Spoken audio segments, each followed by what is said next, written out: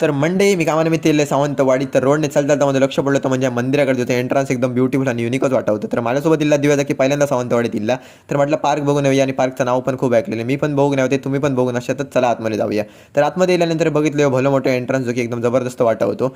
आणि बघितले टाकाऊपासून टिकाऊ वस्तू आणि प्लास्टिकच्या बॉटल आपण बनवलेलं भलं मोठं भस्मासूर बघितलं जो की युनिकच होतो.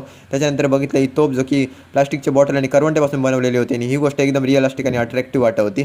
ता म्हणजे ह्या एरोप्लेनचा की जुने बॅग स्कूल बॅग असतात आपली दप्तर त्याच्यापासून बनवलेला होता. एकदम भारी. त्याच्यानंतर बघितले भलं मोठं चरखो मी बघितलं सगळ्यात मोठं चरखो आणि जो की लगभग माझ्या हाईटचं होतो. त्याच्यानंतर बघितलं या फाउंटेनचा की मला वाटतं पावसामुळे बंद आणि वाहत असतात तर किती भारी वाटलं असता. तर एवढा मोठा पार्क असता तर त्याची स्वच्छता त्याची काळजी एकदम जबरदस्त घेतली जाता. त्याच्यानंतर बघितले झोको आणि म्हटलं आता जुन्या आठवणी ताजे करूचेच लागतील बालपणीचे. मस्त झोको घेतलंय आणि दिव्या पण माझ्यासोबत होता जा की जास्त घरातनं बाहेर पडणार नाही तर माझ्यासोबत आज इल्ला तर त्यांनी पण मस्त झोके घेतले मस्त एन्जॉय केल्यान. त्याच्यानंतर बघितले आउटडोर जिम